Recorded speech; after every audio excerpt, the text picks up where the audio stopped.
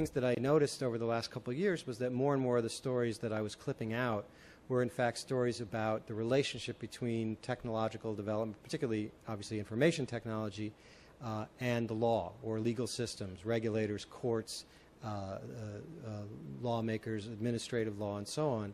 And most of those stories were bad news. They were mostly stories about how things weren't working and how these conflicts were becoming bigger and more expensive between the legal system and the technological applications that were being developed in very rapid order. And as I started collecting more and more of these stories, I thought, well, there's something going on. I'm not quite sure what it is, but clearly something interesting. And the one that sort of now got me to be the kind of the aha moment was, now I'm talking about the earlier privacy flap at Facebook. There have been now 2 since the one I'm going to talk about, including yesterday when Mark Zuckerberg announced that privacy he didn't think was all that important. So proving that if there is a company that has worse public relations and government relations than you, it's Facebook. But the first one, if you may remember, this was back in early 2009, February, I think, of 2009, when a sort of weird kind of rebellion emerged. So what happened was that Facebook made what actually turns out, from a legal standpoint, was a very modest and very minor change to the terms of service, dealing with information licenses that the company expected of the users, particularly after they left the site. And you know, this is typically happens in large technology companies. What I presume happened was the lawyers, wrote the change. The change, went through the regular process. It seems unlikely it's the kind of change that would have normally even gone through a kind of an executive team review. It was, as I say, pretty modest legal stuff. And they posted a notice saying we've made a change to our terms of service. Well, it's Facebook. There's 800 zillion people, and so as it turns out, somebody actually read it. And it turns out, I think, that the person who read it probably wasn't a lawyer, didn't understand exactly what he read, but the language was disturbing to them. And of course, this is one of the problems with terms of service agreements, is that they're intentionally written to be unreadable, even by lawyers. Often they're cut and paste jobs, and one of the exercises I often do with my law students and my non-law students is just pick at random terms of service agreement and print it out and actually read it. And how many times there are typographical errors, terms that are sort of capitalized but never defined anywhere. They're really quite bad documents, and frankly, it doesn't matter because 99.xxx% of the time, if something goes wrong in the relationship between the user of a service and the service, the reference is back to that document. Doesn't happen, right? I mean, it gets resolved other ways. In the interest of good customer service, we're going to do X or Y or Z, regardless of what the terms of service say we can or will do. Generally speaking, we don't go back to that document unless things go really, really wrong. So that's particularly probably why nobody really paid much attention to this. But as I say, somebody read it, misread it, I think, but thought that it suggested that Facebook was taking additional rights without compensation for those rights. And of course, this being Facebook, the way they responded was by creating a Facebook page called Facebook Users Against the New Terms of Service. And within a couple hours, there were 100,000 members of that page. Now, for Facebook, 100,000 members isn't really very much, frankly. But it was enough to scare the hell out of Facebook, and particularly because, of course, the mainstream media picked up on it. All these really embarrassing headlines, Facebook falls on its face, that sort of stuff happened pretty quickly. And a number of really interesting things happened immediately after that. First of all, Mark Zuckerberg announced that they were going to withdraw, that the changes were being withdrawn. So the change in terms of service, those disappeared immediately. And more importantly, he made this announcement that he said, look, in the future, we're going to treat the terms of services in a very different way. So first of all, we're going to write it in plain language.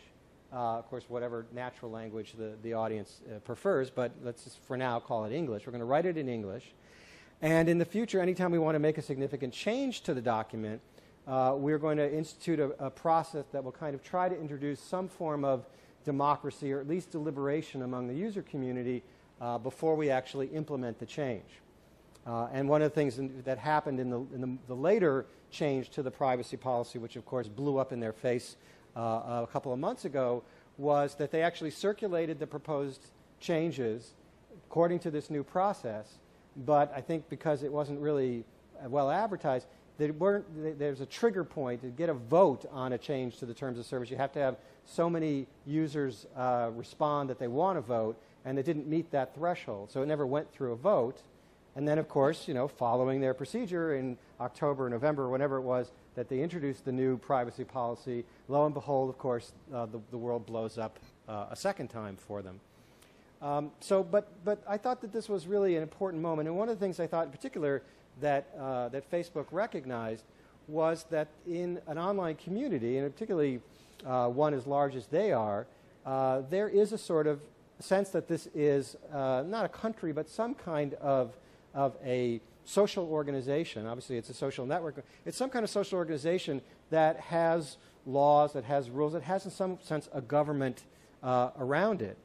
And one of the things I think that was interesting was that they realized that when you have the terms of service, for better or for worse, becomes effectively the constitution of that community. So that's the main sort of governing document that determines the rights and obligations, the responsibilities between the sovereign, in this case Facebook, and the citizens, in this case the 300, 400, 500 million users. And that obviously as you move the technology from, buying and selling cars or, trading on futures and commodities to some place where people are actually coming to interact with each other and to form relationships and to become, in some ways digital citizens, the idea that in this case, you would have a document that simply enforced and forced upon the community without any deliberation, without any representation. So, I mean, it's essentially, it was a form of tyranny. And this sort of rebellion, this 100,000 people rebellion, was kind of the beginnings of a recognition that the governance of digital life was going to have to take on a much less tyrannical and a much more democratic look, because otherwise, what happens when you have people who are governed by a government that they didn't elect, that they don't feel represented by, and they don't like? Well, you have revolution. And revolution, I think, was the thing in the back of their minds at Facebook that got them to react as quickly as they did, not necessarily effectively, but certainly quickly. And that's because what is the value of Facebook? I mean, you go to their offices, right? You look, there's no gold bullion, there's no factories, there's no manufacturing. The entire balance sheet, the entire asset of the company is information, much like it is for you. And in their case, all the information they have, at least all the valuable information they have, is provided by the users. So if the users are unhappy, this is not like a regular country. If they say, well, we don't like the government, it's really, I'm not going to pick up and move. Well, I might go to Canada, but it's not, it's 200 million people just can't pick up and move somewhere. Well, of course, online they can.